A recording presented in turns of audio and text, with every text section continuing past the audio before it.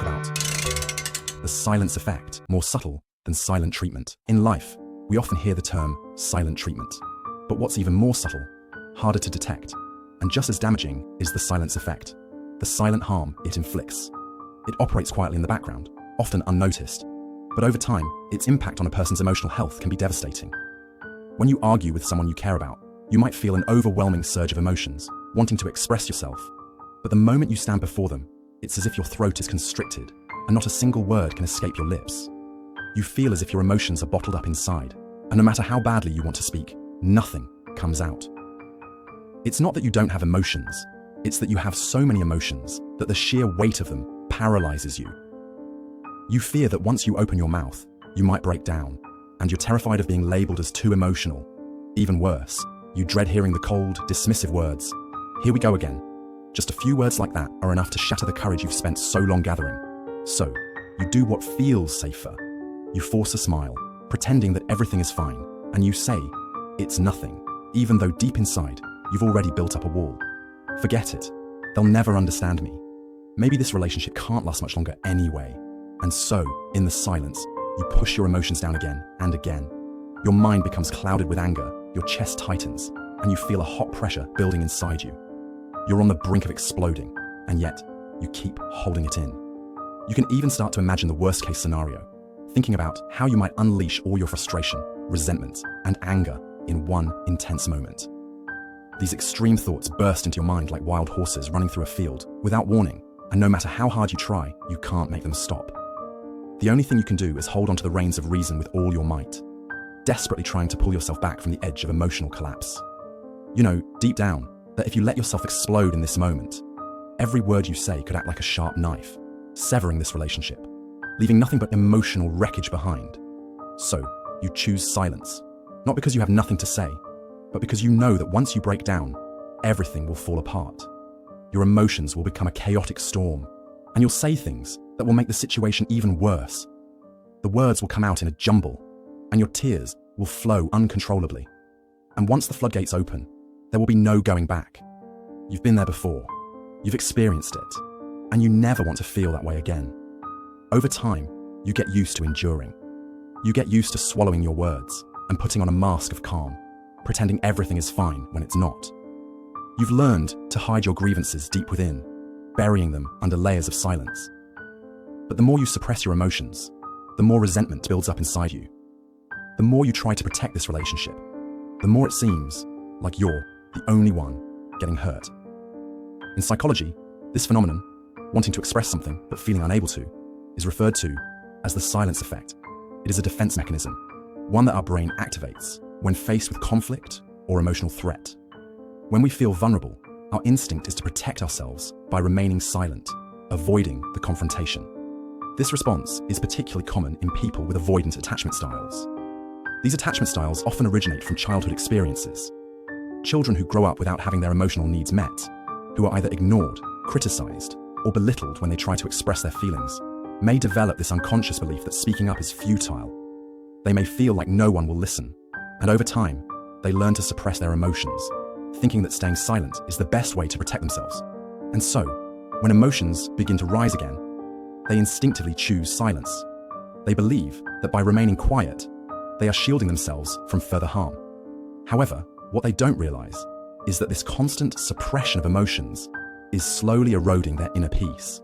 It's slowly draining their energy, pushing them deeper into internal conflict and self-torment. The more they suppress, the more they are setting themselves up for emotional breakdown. So, how can we break this vicious cycle of silence? How can we learn to express our true emotions in a healthy, effective way? Here are 3 simple and practical tips. Step 1. Take a step back and ask for space. When emotions are running high and you find yourself unable to express your feelings, it's important to step back and give yourself time to cool off. In the heat of an argument, it's easy to react impulsively, and saying things you don't mean can escalate the situation unnecessarily. Instead of letting that happen, try to communicate your need for space. You can say something like, "I'm feeling really overwhelmed right now, and I need some time to gather my thoughts. Can we take a break and talk later?" Asking for space doesn't mean avoiding the issue or withdrawing from the conversation. It simply gives you both the time you need to calm down and reflect before engaging in a more thoughtful discussion. By taking a moment to collect your thoughts, you ensure that when you do speak, it's from a place of clarity rather than heightened emotion. This pause can reduce the risk of saying something hurtful in the heat of the moment. This approach also helps to alleviate the anxiety that often comes from miscommunication. When both people are emotionally charged, every small gesture or word can be misinterpreted. By asking for space, you allow both sides the time to process and regain composure. This not only helps you avoid escalating the situation, but also fosters a more peaceful and productive conversation when you reconnect later. Step 2. Learn to express your emotions boldly. Many people are afraid to express their emotions, fearing it will make things worse. They worry that being open about their feelings will lead to conflict, rejection, or even make them appear weak. However, the truth is that expressing your emotions thoughtfully can actually strengthen relationships. When you share how you feel in a calm and respectful manner, it helps the other person understand your perspective and fosters empathy. Instead of keeping your emotions bottled up, try saying something like, "I'm feeling overwhelmed right now, and I think it's important to share this with you. This isn't about blaming you, I just need to express how I feel." This kind of open communication creates a safe space for both people to understand each other better. Often, we think that keeping our emotions to ourselves will protect us, but in reality, it creates emotional distance. When we allow ourselves to be vulnerable, it opens the door for more authentic and meaningful connections.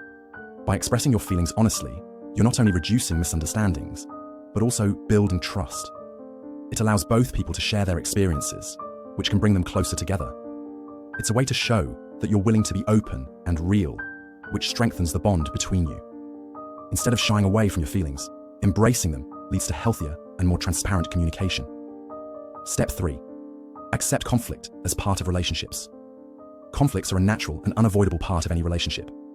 Many people try to avoid confrontation, fearing that arguments will cause irreparable harm. But the reality is that conflict, when handled constructively, can actually deepen understanding and strengthen a relationship. It's through resolving differences that we learn more about each other's needs and perspectives. Instead of avoiding conflict, try to reframe it as an opportunity to grow together. Remind yourself, it's okay to have disagreements. Disagreements are just another form of communication. By changing how you view conflict, you can approach it with less fear and more confidence. The goal isn't to win the argument, but to communicate openly and find a resolution that works for both parties. Embracing conflict as a natural part of relationships helps prevent the buildup of unspoken issues. It's important to understand that arguments don't need to tear a relationship apart. In fact, when approached with respect and care, conflict can lead to greater intimacy. By learning how to handle disagreements in a healthy way, you can turn challenges into opportunities for growth. Conclusion: silence should not be your only way of dealing with the world. Silence is not inherently wrong, but it should never be your only way of handling conflict. Your emotions are valid, and your feelings deserve to be expressed. You deserve to be heard, understood, and treated with kindness and respect. Silence should never become a shield that keeps the world at bay, but rather a tool for reflection, not suppression. Learning to express your feelings, accepting conflict as part of the process, and giving yourself the space to breathe will help you break the cycle of emotional silence and build stronger, healthier relationships.提示：每分钟视频可容纳约1000个字。